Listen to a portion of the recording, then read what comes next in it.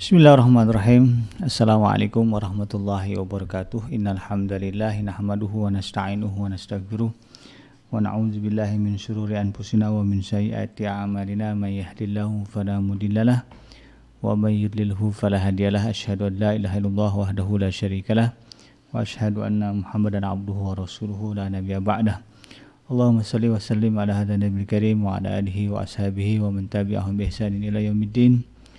وقال الله تعالى في كتابه الكريم يا أيها الذين آمنوا اتقوا الله حق تقاته ولا تموتن إلا وأنتم مسلمون يا الحق أدخلنا مدخل صدق وأخرجنا مخرج صدق وجعلنا من لدنك سلطانا نصيرا جاء الحق وزهق الباطل إن الباطل كان زهوقا ربنا إننا آمنا فاغفر لنا ذنوبنا وقنا عذاب النار رب اشرح لي صدري ويسر لي أمري wahlul 'uqdatam min lisani yafqahu qawli amma ba'd. Alhamdulillah, segala puji dan syukur adalah milik Allah, Tuhan semesta alam yang telah menciptakan kita. Kembali karena rahmat dari Allah Subhanahu wa taala, kita berjumpa di udara di gelombang 1044 AM iDream Radio Successful Muslim Family dalam program Hikmah, di mana insyaallah kita akan sama-sama mempelajari, mentadaburi berbagai hal ya yang Allah firmankan di dalam Al-Quran dan berbagai hal yang disebutkan Rasulullah dalam hadisnya, dan juga berbagai hal yang terjadi dalam kehidupan kita. Kita ambil ibrah, kita ambil pelajaran, kita ambil hikmah dan manfaat untuk memperbaiki kualitas kehidupan kita yang berlandaskan kepada kebenaran iman dan takwa kita kepada Allah Subhanahu wa taala. Tidak lupa kita baca salawat dan salam. Allahumma salli ala Sayyidina Muhammad wa ala ali Sayyidina Muhammad. Assalamualaikum ayuhan Nabi wa rahmatullahi wabarakatuh. Semoga Allah menerima salawat dan salam yang kita baca dan dilimpah curahkan kepada para Nabi, para Rasul, wabil khusus Rasulullah Muhammad sallallahu alaihi wasallam, dan semoga kita tercatat sebagai orang yang akan berbahagia di yaumul mahsyar nanti, bertemu dengan Allah Subhanahu wa taala, dimasukkan ke dalam jannahnya, dijauhkan dari api neraka, dan dipertemukan dengan Rasulullah SAW di tepi sebuah telaga yang sangat indah, di bawah sebuah pohon yang sangat rindang, insyaallah. Amin ya rabbal alamin. Sahabat iDream yang dirahmati Allah, melanjutkan kajian kita dalam program Hikmah terkait dengan membentuk atau membangun pilar rumah tangga bahagia, bahwa memang yang namanya rumah tangga pilarnya banyak. Kita sudah bahas dua pilar sebelumnya. Yang pertama adalah manajemen keseimbangan, yang kedua adalah bagaimana menanamkan sifat zuhud ya di dalam diri setiap anggota keluarga kita, sehingga kemudian dengan itu kebahagiaan rumah tangga bisa diwujudkan dan dipertahankan. Nah, pilar yang ketiga di dalam mewujudkan rumah tangga yang bahagia adalah bagaimana kita bisa merasakan nikmatnya beribadah bersama dengan keluarga. Nah, karena memang sebagai seorang pemimpin di dalam rumah tangga, ya kita sebagai suami, atau mungkin juga bisa jadi ada ibu yang statusnya sebagai single parent ya. Tentu ya statusnya kalau begitu dia menjadi kepala rumah tangga. Nah, sebagai pemimpin di dalam rumah tangga, maka kita harus paham bahwa substansi atau inti dari yang namanya rumah tangga bahagia atau rumah tangga yang sakinah, mawaddah dan warahmah, itu adalah substansinya atau intinya adalah ketaatan kepada Allah Subhanahu wa taala. Karena tidak ada kebahagiaan di dalam keingkaran kepada Allah. Dan keingkaran kepada Allah adalah pangkal dari kesengsaraan dan penderitaan. Ya, sekalipun ada orang yang kita lihat kita lihat bahagia di dunia padahal orang yang ingkar, ya itu hanyalah temporari. Bahkan di dunia sekalipun ya, di tengah kebahagiaannya kita yang di tengah kebahagiaan yang kita lihat, sesungguhnya mereka sedang merasakan penderitaan. Maka berapa banyak orang yang secara fisik, secara zahir kita lihat mereka sepertinya berkecukupan, happy, tidak ada kurangnya, tetapi kemudian pada akhirnya kehidupannya berakhir dengan tragis, dengan cara bunuh diri ya, atau merusak dirinya dengan narkoba. Itu bukan hal yang jarang ya, itu sering ya kita jumpai dalam kehidupan kita. Nah, itu artinya apa? Bahwa sebuah kepastian di dalam hidup ini yang namanya kebahagiaan itu lahir dari ketaatan kepada Allah. Ya, semakin tinggi kualitas ketaatan kita kepada Allah, maka semakin tinggi kualitas kebahagiaan hidup kita. Di dunia apalagi di akhirat ya. Di akhirat itu jelas lah. Al-Imam Al-Hasan Al-Basri pernah mengatakan, demi Allah ya tidak ada sesuatu yang lebih menenteramkan hati seorang muslim ya, melebihi saat ia menyaksikan ya, orang tuanya, anaknya, pasangannya atau saudaranya menjadi hamba-hamba Allah yang taat. Jadi kata Al-Imam Hasan Al-Basri ya, kalau dalam konteks keluarga ya, keluarga seorang muslim ya, maka seorang kepala rumah tangga akan merasa puncak kebahagiaan, akan merasakan kebahagiaan ya, akan merasakan puncak kebahagiaannya ketika dia menyaksikan seluruh anggota keluarganya itu adalah orang-orang yang taat kepada Allah Subhanahu wa taala. Ya. Dilihatnya pasangannya, orang tuanya, mertuanya, kemudian anak-anaknya ya, maka nanti mungkin menyusul cucunya adalah orang-orang yang berada dalam satu barisan yang sama di dalam beribadah kepada Allah Subhanahu wa taala. Makanya kan kalau berbicara kelebihan rezeki, kelebihan uang begitu ya, itu kan sudah lumrah kita ya, ingin berangkat umrah bersama dengan keluarga, berangkat haji bersama dengan keluarga, bahkan keluarga besar ya. Karena itu merupakan momen yang membahagiakan. Saya meyakini itu kalaulah setiap muslim di Indonesia ini Allah berikan kelebihan harta begitu ya, lalu kemudian mereka berniat umrah, berniat haji, maka diboyong semua itu ya, satu keluarga, karena memang itu adalah satu kebahagiaan dan merupakan indikasi dan indikator dari lahirnya atau terwujudnya keluarga yang sakinah, mawaddah dan warahmah. Sehingga karena itu sahabat yang dirahmati Allah ya, selain membawa anggota keluarga menjadi manusia-manusia yang faham tentang agama Allah ya, dan membuat mereka mengerti bahwa yang satu-satunya kebenaran ya, yang mutlak ya, adalah apa yang datang dari Allah Subhanahu wa taala ya, kita juga harus memastikan bahwa ketaatan itu hadir dalam keluarga kita sebagai bentuk aplikasi atas berbagai ilmu yang kita miliki. Ya, kita tanamkan kepada mereka yang namanya agama, ya namanya Islam, ya itulah satu-satunya kebenaran yang mutlak ya. Tetapi di satu sisi walaupun itu sudah terdoktrin di dalam diri, di dalam benak setiap anggota keluarga kita, maka sebagai kepala rumah tangga kita harus bisa memastikan itu terrealisasi dalam amalan. Ya memang kalau ditanya apa agama kamu Islam, kenapa milih Islam? Islam agama yang benar gitu kan. Itu jelas ya. Tetapi kemudian kita juga menjumpai ada banyak orang yang mengaku Islam dan marah ketika Islam dihina, tetapi pada prakteknya berbicara ibadah susah gitu ya. Sholat masih jarang, sedekah masih kurang ya. Bahkan dosa atau maksiat masih disukai. Ya, ini yang kemudian harus kita pahami.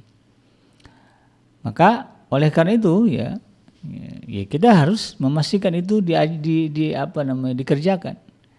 Ya, apalagi kalau kepala rumah tangganya ya, adalah orang yang aktif mengajarkan kepada anak-anaknya, pada keluarganya ya, imam yang sejati lah gitu ya, diajarkan cara ibadah begini. Nah, kita juga memegang ilmu begitu ya.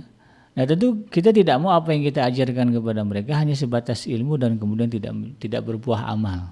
Nah, kan dalam sebuah pepatah disebutkan al-ilmu bila amalin kas-sajarah bila thamarin. Ya, pohon ilmu ya, pengetahuan ya, ilmu tanpa pengamalan, tanpa perbuatan itu seperti pohon tanpa buah ya. kurang pas gitu ya, bukannya tidak berguna ya, pohon mah berguna gitu ya, ilmu ya berguna, tetapi kemudian ya nampak ada yang kurang ya. Kan beda ya antara pohon yang berbuah dengan pohon yang tidak berbuah ya. Pohon yang berbuah itu ya nilainya lebih lah nilainya lebih dibandingkan pohon yang tidak berbuah. Walaupun sama-sama menghasilkan manfaat, tetapi nilai pohon yang berbuah ya, dan buahnya kemudian dirasakan manfaatnya ini nilainya akan lebih. Dan bahkan ya untuk itu kemudian Rasulullah SAW ya, saking ingin ilmunya diamalkan, ilmu yang ada dalam diri beliau terrealisasi, ya, dan kita ingin semua anggota keluarga juga berpikir begitu, ya Rasulullah pernah mengajarkan satu doa, ya.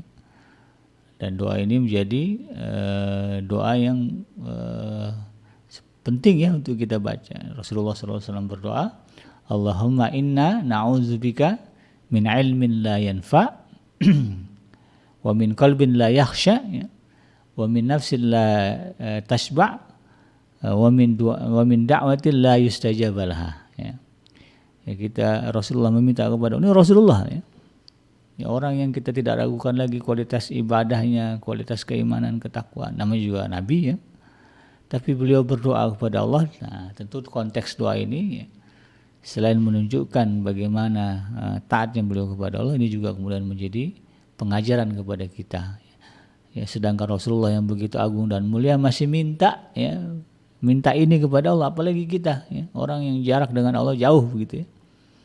Ya, Rasulullah mengajarkan kita agar meminta kepada Allah, ya, agar kita dilindungi, ya. Allahumma inna na'udzubika, ya Allah kami berlindung kepadamu, min ilmin la yanfa, dari ilmu yang tidak bermanfaat. Bagaimana ilmu tidak bermanfaat? Ya, nggak ada realisasinya. Tahu tetapi kemudian tidak ada aplikasinya. Wa min qalbin la yahsha, ya, dari hati yang tidak ada rasa takut kepada Allah. Punya hati tapi nggak ada rasa takut kepada Allah. Buktinya apa? Maksiat dikejar terus. Udah tahu Allah larang tapi dikerjakan juga. Berarti kan khasyahnya kurang, rasa takut kepada Allahnya kurang. Wa min nafsin la tasba', ya, dan dari jiwa yang tidak pernah puas. Sudah punya satu rumah pengen dua rumah, sudah punya istri satu pengen nambah 2, 3, 4, ya, bahkan 5, 6, 7, 8, ya. Sudah punya anak sudah Allah berikan kesempurnaan fisik, ya. Wah, nggak puas pengen, ya dirubah, ya. Hidungnya agak mencong, ya ke kiri gitu, ya, gimana lah, ya. Dibuat operasi plastik dan sebagainya. Ini kan tanda-tanda jiwa yang tidak pernah puas. Yang kita minta, ya Rasulullah minta kepada Allah agar dilindungkan dari itu, dijauhkan dari itu. Wa min da'watil la yustajab laha, dan dari doa yang tidak dikabulkan. Kenapa doa tidak dikabulkan? Salah satu faktornya adalah ilmu yang tidak diamalkan. Karena Allah sudah menegaskan di dalam Al-Quran, dalam surah As-Saff, ya, Allah bertanya, dan ini kemudian menjadi sebuah teguran, ya, kepada kita yang mungkin punya sifat seperti ini. Ya, Allah mengatakan, ya ayyuhallazina amanu lima taquluna ma la taf'alun kabura maqtan 'indallahi an taqulu ma la taf'alun. Hai orang-orang yang beriman, kenapa engkau mengatakan sesuatu yang tidak kamu kerjakan? Ya, amat besarlah kebencian Allah atas apa yang kamu katakan tetapi tidak kamu lakukan. Ketika kita punya ilmu, ngelotok ilmunya tetapi kemudian tidak berbuah amal, maka kita menjadi orang yang dibenci oleh Allah. Lalu bagaimana doa kita akan dikabulkan oleh Allah Subhanahu wa taala? Ini yang kemudian harus kita pahami, dan itulah yang diminta oleh Rasulullah SAW kepada Allah Subhanahu wa taala agar dijauhkan dari dirinya. Maka oleh karena itu kemudian kita berusaha, ya, kepada Allah agar menjadi orang-orang yang kemudian mampu mengaplikasikan amal, dan jangan sampai kemudian menjadi orang-orang yang penuh dengan ilmu tetapi kemudian yang memanipulasi diri dengan hal-hal yang sebetulnya tidak baik, ya. Ya. Pamer, ya, kapasitas intelektualitas, ya, nampak dari luar ustadz, kiai, ya, orang alim gitu, tetapi kemudian di dalamnya kropos, ya, tidak ada ibadah, ya. Ini kita berlindung, ya, wal'iyadzubillah, kita minta kepada Allah jangan sampai kemudian ini terjadi kepada kita. Di sisi lain, ya, keberadaan kita sebagai makhluk hidup, ya, berkonsekuensi memunculkan aktivitas amal sebagai sebuah keniscayaan. Yang namanya manusia, yang namanya makhluk hidup, ya, yang namanya manusia lah, gitu, ya. Dan kalau bicara yang diamanahkan oleh Allah untuk menyembahkan dua, ya, makhluk hidup itu kan, yang satu jin, yang satu adalah kita manusia. Kita sebagai makhluk hidup yang sudah Allah ciptakan, ya, kita punya konsekuensi untuk kemudian mengamalkan apa yang sudah kita iyakan ya ketika Allah tawarkan kepada kita, bahwa Allah menawarkan kita amanah, di mana substansi dari amanah itu adalah perbuatan, yaitu kita menyembah Allah Subhanahu wa taala, maka harus kita terima, dan itu adalah sebuah keniscayaan, sebuah hal yang tidak bisa kita pungkiri ya. Kudah kadong hidup ke alam dunia, jalanilah. Nah, gitu ya. Kalau mau dulu waktu di alam rahim minta, ya Allah saya nggak sanggup nih. Gitu ya. Kita yang sudah lahir normal, Allah sudah berikan kesempurnaan fisik, ya Allah berikan hidup usia yang panjang. Itu artinya kita sudah mengiyakan untuk taat kepada Allah Subhanahu wa taala. Karena ruh dulu ditanya oleh Allah, ya, nafs ditanya oleh Allah ketika berada di alam rahim, alastu birabbikum. Ya, maukah kamu menjadi saksi bahwa aku adalah Tuhan? Artinya mau enggak kamu kalau lahir ke alam dunia menjadi penyembahku, kan begitu ya. Nah kemudian ruh mengatakan qalu bala syahidna ya. Mereka menjawab iya kami siap ya Allah. Nah kita ini sudah mengatakan siap, maka kemudian Allah berikan kita fasilitas, meskipun ya, ada yang usianya panjang, ada yang usianya sedang, ada usianya pendek. Selagi kita sudah melewati masa baligh ya, maka kita adalah orang-orang yang pernah mengatakan kepada Allah qalu bala syahidna. Nah, ini yang harus kita pahami. Maka kemudian ya jangan sampai kita terjebak kepada perbuatan yang yang sifatnya kosong ya, tanpa tujuan. Ya, justru kita harus mengisi ya, kehidupan kita ini dengan berbagai amalan saleh dengan tujuan yang jelas ya, untuk mencapai keridhaan dari Allah Subhanahu wa taala ya, bukan hanya sebatas gitu ya, memuaskan hasrat untuk mendapatkan kenikmatan gitu ya.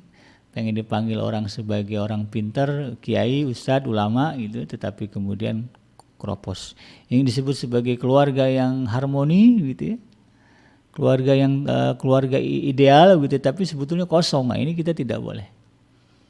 Oleh karena itu kemudian kita pastikan bahwa kita adalah orang yang berada di depan di dalam urusan ibadah, memberikan contoh kepada keluarga kita, sehingga kemudian keluarga kita menjadi orang-orang yang juga bermakmum kepada kita dalam urusan ibadah. Maka kemudian sahabat hadirin yang dirahmati Allah ya, kebetulan kita akan kualitas ibadah anggota keluarga ini adalah merupakan tanggung jawab ya, dari sebuah kepemimpinan ya. Rasulullah kan pernah mengatakan kullukum ra'in wa kullukum mas'ulatin an ra'yatihi.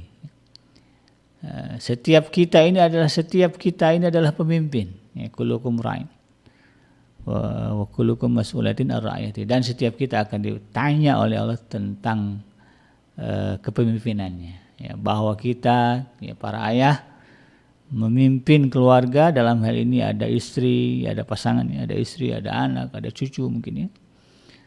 Ya, ada orang tua kita ya, maka Allah akan tanya itu ya, bagaimana dulu orang tua kamu di bawah kepemimpinan kamu, bagaimana istri kamu, bagaimana anak kamu, bagaimana cucu kamu, apakah mereka berada di dalam garis yang benar, begitu. Itu Allah akan tanya ya, karena Allah akan minta pertanggungjawaban ya.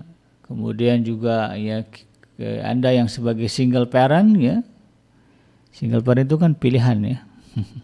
Bisa aja setelah bercerai kemudian menikah lagi kan bisa, tetapi ada banyak orang yang kemudian memilih untuk menjadi single parent ya, karena itu ada sebuah pilihan, maka Anda menjadi pemimpin bagi anak-anak, bagi anggota keluarga, dan itu juga akan dipertanggungjawabkan oleh Allah Subhanahu wa taala.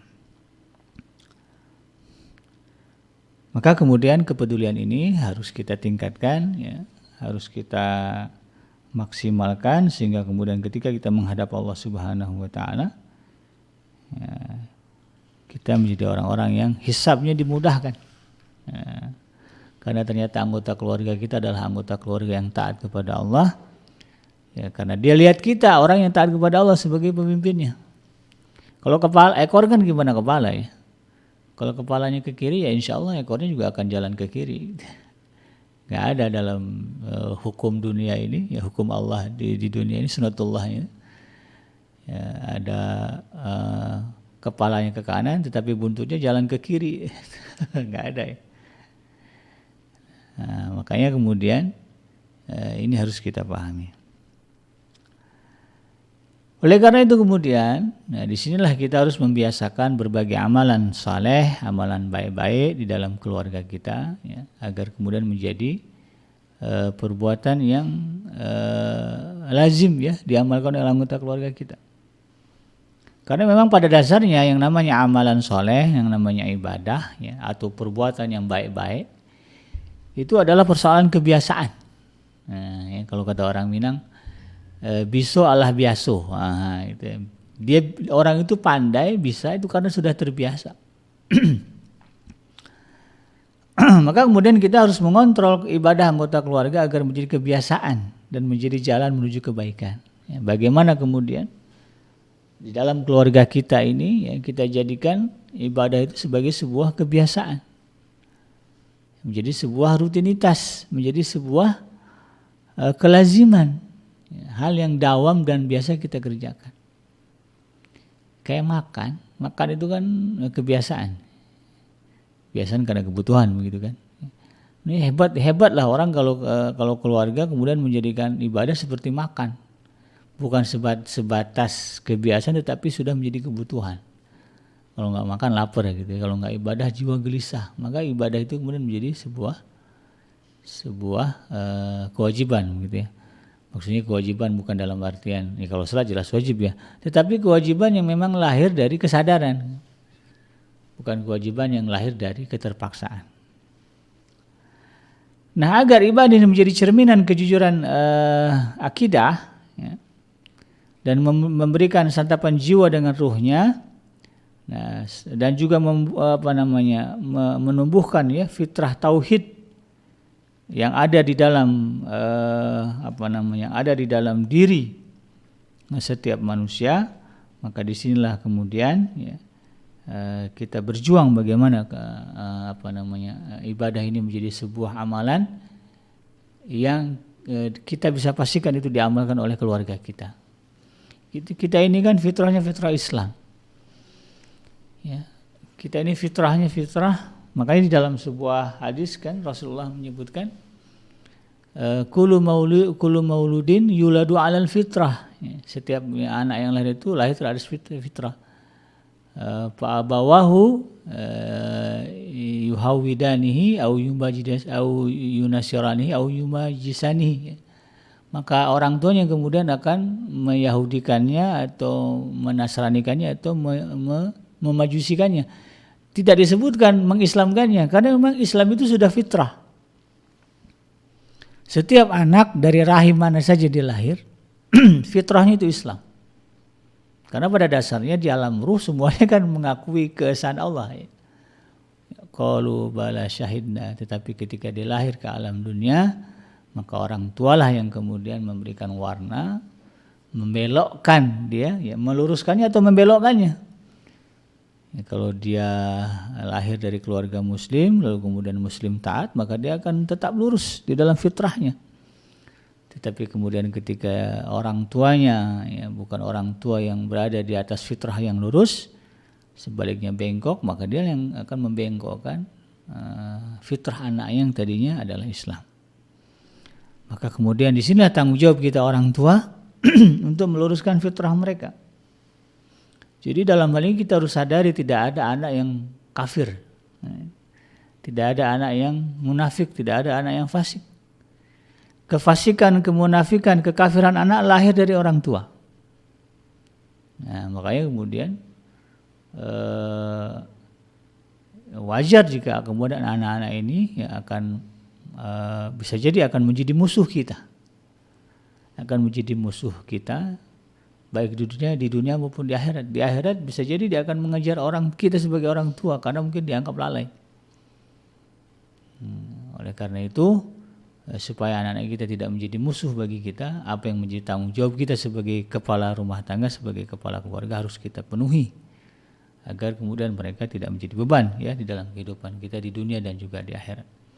Perkara nanti ya dia sudah diajarkan, sudah diluruskan, bengkok juga, itu kita berlepas ya, sebagaimana berlepasnya Nabi Allah Nuh alaihissalam dari perbuatan anaknya ya Kan'an, sebagaimana berlepasnya Nabi Allah Adam alaihissalam dari perbuatan anaknya Qabil.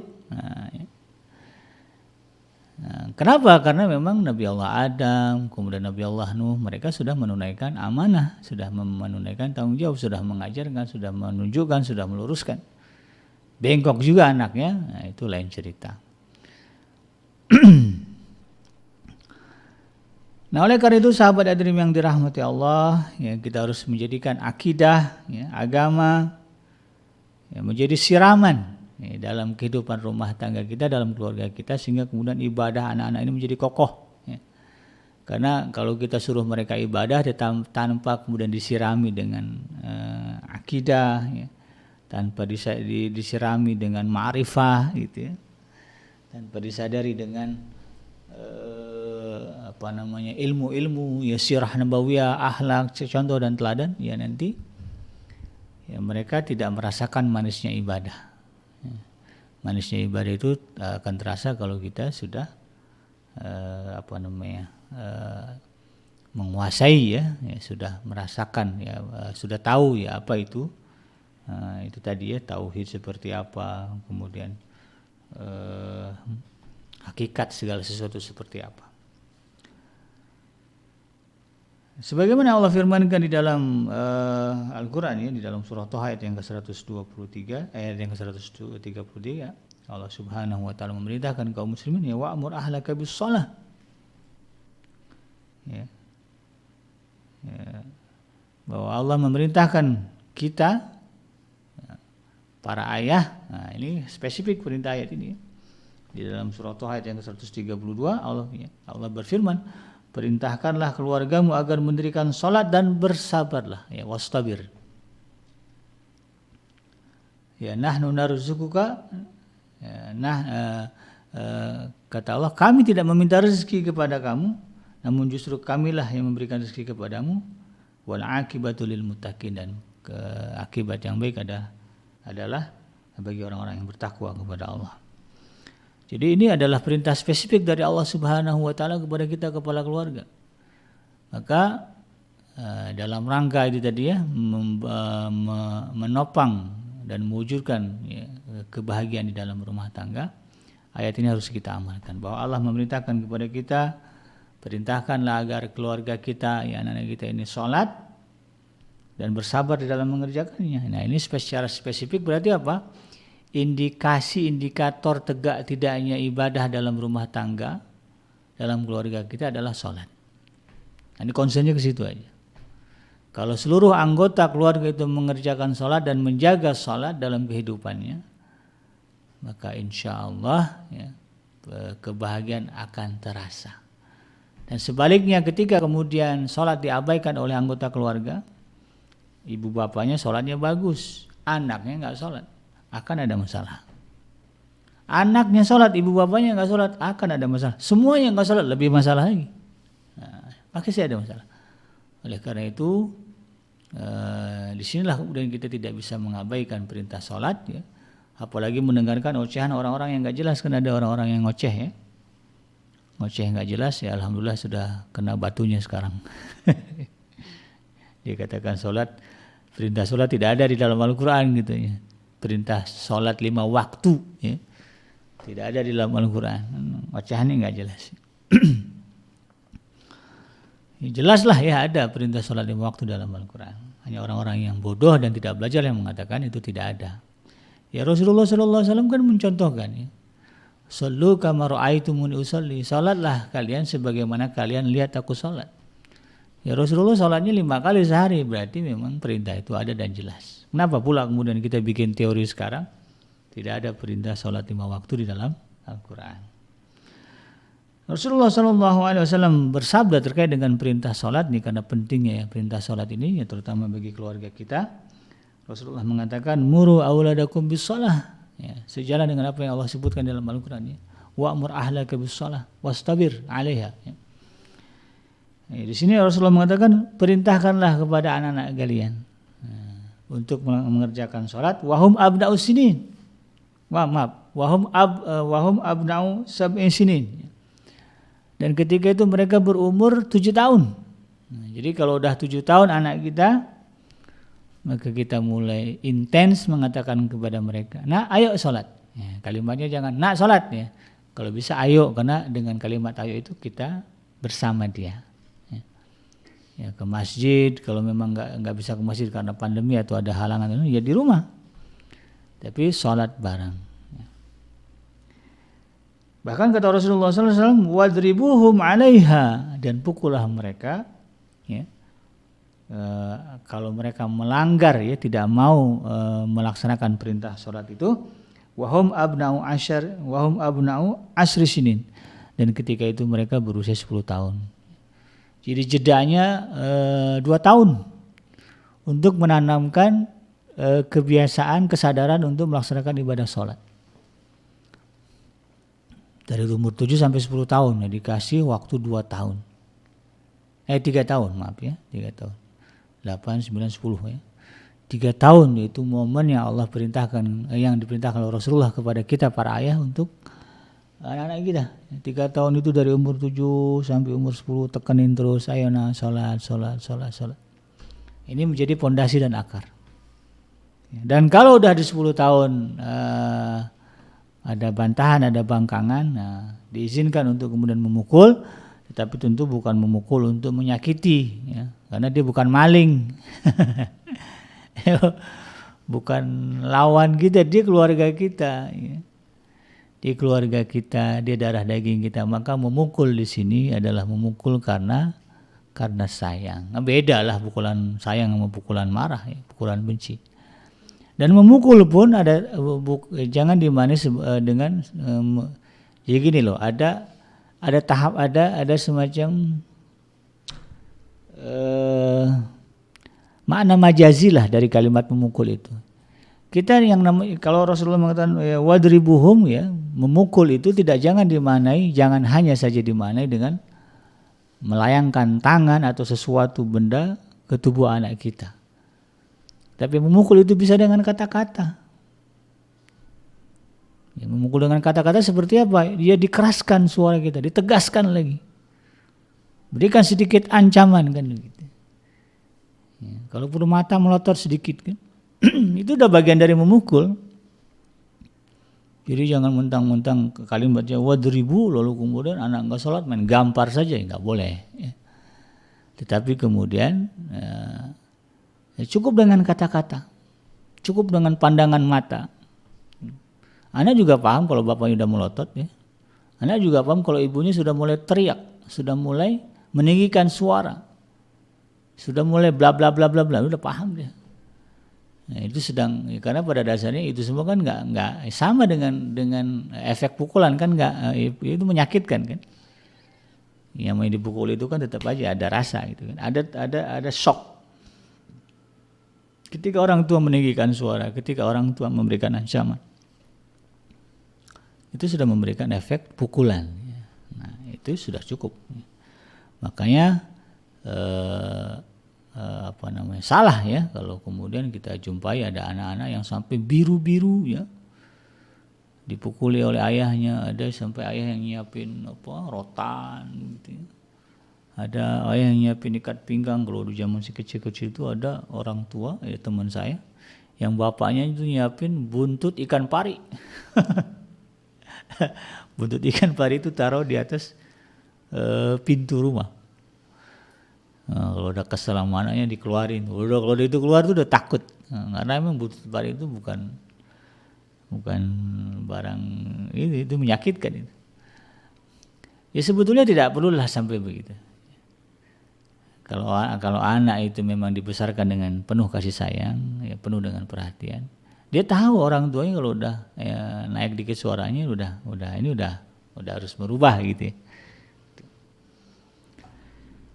Nah, di dalam hal memperhatikan sholat, bahkan ya Rasulullah juga tidak hanya memerintahkan kita sebagaimana yang Allah perintahkan itu. Kalau dalam Al-Quran kan general, ya. Wa'mur ahlaka, di dalam kalimat ahla, ya, ahlun atau keluarga itu kan ada komponen-komponennya, ada anak, ada istri, ya, ada pasangan gitu kan. Kemudian ada ini, kalau kalimat keluarga, ya berarti ya istri juga punya hak kemudian memerintahkan suami atau mengingatkan suami. Anak juga mengingatkan orang tua, ya. Ya kan kita merasa orang tua bagian dari keluarga kita, istri merasa suami bagian dari keluarga kita. Ketika Allah memerintahkan wa'mur ahlaka bis-shalah ya, wastabir 'alaiha, ya, perintahkanlah keluargamu untuk mendirikan salat, maka ini menjadi sebuah kesadaran kita. Oh, ya tanggung jawab nih ya.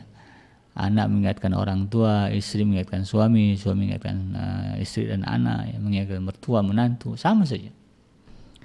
Nah, secara spesifik bahkan Rasulullah SAW ya ini ketika berbicara bagaimana kita membangun keluarga yang sakinah, mawaddah dan warahmah, tegak di atas pilar-pilar rumah tangga yang kokoh ya. Salah satu adalah bagaimana kita bisa memastikan keluarga kita itu adalah mereka yang merasakan manisnya ibadah, orang yang aktif beramal saleh mengerjakan ibadah. Ya, Rasulullah SAW ya dalam bab sholat ini bahkan tidak hanya menyuruh anak-anak bahwa suami Allah perintahkan, bahwa ayah Allah perintahkan untuk menyuruh anak-anaknya sholat. Nah, secara spesifik bahkan Rasulullah SAW dalam sebuah hadis yang diriwayatkan oleh Imam Abu Daud ya, dan juga Imam An-Nasai serta Imam Ahmad ya, disebutkan di situ bahwa Rasulullah SAW bersabda, rahimallahu rajula qama minal lail fasalla wa ayqadha mur'atuh. Ya, Allah Subhanahu wa taala merahmati seorang laki-laki yang berdiri di waktu malam, fasalla lalu kemudian dia salat, wa ayqadha mur'atahu lalu kemudian dia turut membangunkan pasangannya, istrinya. Wa ayqadha mur'atahu fasallat lalu kemudian istrinya juga ikut salat. Fa in abat nadoha fi wajhihal ma, ya, kalau kemudian istrinya itu enggak mau bangun, ngantuk berat, maka kemudian si laki-laki ini ya mengambil air lalu dipercikkan ke wajah istrinya dengan lembut. Ya, bukan air seember segayung disiramin, itu mah ngajak berantem gitu ya. Yang dimaksud di dalam memercikkan air itu, ambil air, masukkanlah air ke gayung, itu adalah air minum, taruh percikan atau disapukan ke wajahnya gitu ya. Ya. Warah, jadi itu Allah akan memberikan rahmat kepada laki-laki yang demikian. Rahimallah, Allah mengasihi. Ya Allah, kalau Allah sudah mengasihi kita, apa yang kurang dalam hidup ini? Ya, kita kalau udah dikasihi sama presiden, ya kita misalnya ini ya, punya presiden baik ya, suka ngasih BLT begitu, kita kenal dia, kemudian kita dikasihi sama presiden, wah nggak ada yang kurang kayaknya. Apalagi yang mengasihi itu adalah Allah Subhanahu wa taala. Ya, Rasulullah mengatakan rahimallahu rajulan qama minal laili fa shalla wa ayqadha mur'atahu fa shallat. Fa in abat nadha fi wajhiha al-ma. Kalau dia istrinya enggak mau bangun, disiramkan air, dipercikkan air. Bahkan Rasulullah juga mengatakan wa rahimallahu mur'atan. Ya, kalau tadi laki-laki. Nah, ini kan kalau namanya keluarga kan suami istri ya, ayah dan bunda begitu. Maka Allah juga ini sebagai bentuk keadilan dari Allah Subhanahu wa taala. Allah itu tidak rasis ya. Yang rasis itu manusia ya. Ya, Allah mengatakan wa rahimallahu mur'atan, dan Allah juga mengasihi seorang perempuan qamat minal laili fasallat, yang dia bangun di waktu malam lalu kemudian dia melaksanakan salat. Wa ayqadat zaujaha fasalla, ya. Lalu kemudian dia membangunkan suami dan suami kemudian ikut salat. Fa in aba, kalau suaminya malas ya, nadohat fi wajhil ma, juga sama ya, diambil air lalu kemudian dipercikkan ke wajah suaminya ya. Cuman bab ini kadang-kadang suami ya, apalagi kalau suaminya bukan orang soleh ya, biasanya jadi berantem. Memang tantangan tersendiri ya bagi para istri yang punya suami yang agak-agak keras kepala gitu ya, yang agak membangkang kepada perintah Allah. Makanya pentingnya di sini untuk memilah dan memilih calon suami. Ya, jangan hanya berpatokan oh dia Islam, dia baik, baiknya ya suka ngasih gitu kan. Tetapi kemudian kita tidak perhatikan kualitas ibadahnya. Kan banyak yang begitu ya.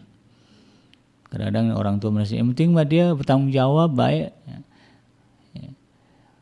bagaimana dia akan bagaimana dia akan bertanggung jawab dengan baik kepada istri dan anak-anaknya kalau kemudian dia tidak bisa bertanggung jawab dengan baik kepada Allah dalam urusan ibadahnya. Nah, di sinilah pentingnya para istri ya sebelum nanti ada masalah. Ya kan mungkin para istri ya pengenlah dapat ini ya. Pengen mendapatkan status sebagai orang yang dikasihi Allah. Salah satu caranya adalah dengan bangun waktu sholat, waktu malam lalu kemudian membangunkan suami juga. Begitu. Ya, bahkan sampai pakai air begitu ya. Kalau suaminya nggak soleh kan jadi berantem. Ya. Nah, jadi berantem begitu. Agak berat. Nah, supaya itu tidak terjadi, nah sebelum menikah, ya, sebelum menentukan pasangan hidup, ya pilih yang betul-betul orang yang kualitas ibadahnya bagus, ya, yang sholatnya ada. Ya. Kalau sholatnya bagus, ya barulah kita lihat tanggung jawabnya, barulah kita lihat materinya, barulah kita lihat ketampanannya. Ya. Jangan sampai ganteng doang, ya sholat nggak mau, nah, itu percuma. Ya. Kaya doang, sholat nggak mau percuma. Karena apa? Ya, kita bisa jadi ya, peluang kita untuk menjadi orang yang dikasihi Allah tidak kita dapatkan. Jadi kita usahakan ya memilah dan memilih calon suami. Dan dibantu oleh para wali ya. Wali juga harus begitu ya, ikut menyeleksi gitu kan ketika datang ya, laki-laki ya dicek sholatnya dulu. Tes aja bacaan sholatnya. Coba bapak mau dengar nak bacaan sholat kamu? Wah, coba dengar. Kalau bacaannya nggak jelas ya, ini baca nih surah Al-Baqarah ayat pertama, dilihat gitu kan, kemudian dibaca alama, alama, padahal kan bacanya alif lam mim, udah ketahuan itu ya. Nah, ini kemudian harus kita paham. Kenapa orang wali harus begitu supaya nanti orang yang berada dalam kewaliannya tidak menimbulkan masalah. Kan kita nggak ada yang suka kalau dibawa-bawa dalam masalah kan. Datang misalnya anak, datang menantu nangis gitu, pasti nggak suka gitu. Tapi kan kita senangnya apa, dia datang ceria, ya, bahagia, bawa tentengan, itu maunya begitu. Nah, kalau mau begitu maka dari awal sebelum pernikahan itu terjadi bantu menyeleksi calonnya. Gitu. Ini harus kita usahakan. Sudah nikah nih ya bikinnya sudah punya suami ya, kalau udah punya pasangan yang keras kepala ya doakanlah ya. Ya mungkin karena kesalahan masa lalu ya dulu belum ngaji ya bikinji jadi nggak tahu cara memilih pasangan gitu kan. Ya sekarang ada yang adanya begini gimana ya sudah. Ya kita berdoa kepada Allah, kita perbaiki diri, kita tobat kepada Allah Subhanahu wa taala, akui kesalahan kita di hadapan Allah, ya kelalaian kita di dalam memilih pasangan, ya di dalam memilih jodoh. Lalu kemudian minta kepada Allah agar diberikan jalan keluar, pertolongan, ya karena Allah sudah menjanjikan, "Wa may yattaqillaha yaj'al lahu makhrajan wa yarzuqhu min haitsu la yahtasib." Siapa yang bertakwa kepada Allah, ya, termasuk para istri, ya, yang mendapati suaminya keras kepala, begitu susah diajak ibadah, susah diajak benar, ya, tingkatkanlah ketakwaan diri. Lalu kemudian adukan masalah itu kepada Allah. Ya Allah, saya punya suami keras kepala, ya, dibangunin malam-malam malah ngajak berantem gitu ya. Diingetin puasa ya malah uring-uringan ya, jatah belanja saya dikurangin gitu. Berdoalah, ngadu kepada Allah. Kalau kualitas ketakwaan kita sudah baik, segala aduan yang disampaikan kepada Allah. Nah, ingat apa yang Allah katakan dalam surah Al-Baqarah, "Ud'uni astajib lakum." Nah, ya. Berdoalah kalian kepadaku, aku akan kabulkan. Nah, itu jaminan dari Allah. Syaratnya itu tadi ya, falyastajibu li wal yu'minu bi la'allahum yarsudun. Ya, penuhi suruhan-suruhan Allah, artinya kualitas takwa kita tingkatkan. Nah, jadi bagi para pasangan yang mendapati pasangannya keras kepala, maka cara yang pertama adalah perbaiki dulu kualitas ketakwaan dalam diri kita. Ya, mulailah ya amalkan perintah-perintah Allah di dalam Al-Quran, ngaji rajin-rajin, cari ilmu rajin-rajin, ya. Dekati para ulama, para habaib, para kiai, ya, para gus, ya, yang soleh-soleh itu, dapatkan ilmu dari mereka, lalu amalkan. Nah, nanti insya Allah ketika kita berdoa kepada Allah, mengangkat tangan di sepertiga malam terakhir, ya Allah, saya punya masalah dengan pasangan saya. Gak mungkin rasanya Allah Subhanahu wa taala kemudian tidak mendengarkan doa kita. Kalau Nabi Nuh gimana? Itu kasusnya beda. Allah ingin membuat ibrah ya, pada kasus Nabi Allah Nuh alaihissalam. Kita ini orang biasa ya, insya Allah akan ada solusi. Nah, sahabat hadirin yang dirahmati Allah ya, nah, kalau mengontrol ibadah anggota keluarga saja kita enggan gitu, kita tidak mau ya, apalagi kemudian menjalani kebersamaan dalam pelaksanaan ibadah. Ya, idealnya kan kita ibadah bareng ya, umroh bareng, puasa bareng, sholat bareng gitu ya, ngaji bareng, idealnya begitu. Saya punya guru waktu di pesantren dulu ya, saya melihatnya sebagai sebuah keluarga yang ideal karena beliau kalau ngaji dibawa semua keluarganya. Jadi kalau beliau mimpin pengajian, ceramah gitu, rutinan ya, pekanan atau apa, beliau akan bawa semua keluarganya. Ya, kadang-kadang kita jumpai hari ini umumnya kan ada juga lah ya ustaz-ustaz gitu, kalau ceramah ya sendiri aja gitu kan. Tapi guru saya ini ya, kalau kemana-mana dulu ya, itu dibawa keluarganya. Jadi anaknya ikut mendengarkan apa yang dikatakan oleh bapaknya. Dan dia akan menilai, bapak benar kok, orang di rumah juga begitu. Nah, itu pentingnya. Ya. Dan alhamdulillah kalau saya perhatikan putra-putra beliau tidak ada yang macam-macam ya. Putra-putri beliau lurus-lurus. Nah, apalagi dalam praktek kita, kehidupan kita sehari-hari ya, kita berangkat kerja, pulang malam, ya, pergi pagi buta, anak masih tidur, pulang anak sudah tidur. Ini kapan kita kemudian akan mengontrol ibadah anak-anak kita? Ya, memastikan kebersamaan di dalam keluarga kita. Nah, itu satu tantangan juga pada hari ini kita didapati situasi di mana kita para orang tua karena negara belum mampu mensubsidi, ya, belum mampu mensejahterakan rakyatnya dengan maksimal, maka banyak sekarang para ayah yang harus berjibaku, ya, keluar rumah pagi-pagi buta, ya, anak masih tidur, pulang anak-anak sudah tidur, agar mereka bisa ketemu makan. Ya. Ini menjadi tantangan tersendiri. Ya, dan kita berharap semoga Allah Subhanahu wa taala merubah keadaan bangsa kita menjadi lebih baik. Ya. Mudah-mudahan di masa-masa yang akan datang kita mendapatkan kehidupan yang lebih baik daripada yang sekarang, di mana para orang tua muslim ya, bisa bekerja memberi nafkah sambil kemudian memperhatikan kualitas ibadah anggota keluarganya. Kalau pergi pagi pulang udah malam, kapan mau mengontrol lagi? Hari libur udah capek, udah rebahan aja gitu ya. Oke, kalau saya salut kalau ada kepala keluarga yang modelnya begitu, ya pergi pagi, pulang sudah malam, tapi dia masih sempat mengingatkan anak-anaknya, berkomunikasi dengan anak-anaknya, dengan keluarganya untuk beribadah kepada Allah Subhanahu wa taala. Lalu kemudian di sela-sela hari liburnya diabaikan hajatnya, ya, hajat dirinya untuk berleha-leha, tetapi dia konsentrasi kepada family time, ya.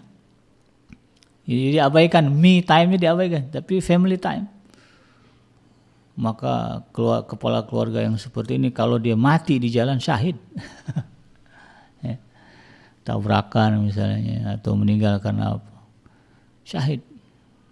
Ya, maka ini harus menjadi motivasi bagi Anda para ayah, para suami agar bisa memperbaiki kualitas, memastikan bisa menjalankan kebersamaan ibadah bersama dengan keluarga kita. Karena ini bagian dari bagaimana mengokohkan pilar kebahagiaan di dalam rumah tangga kita.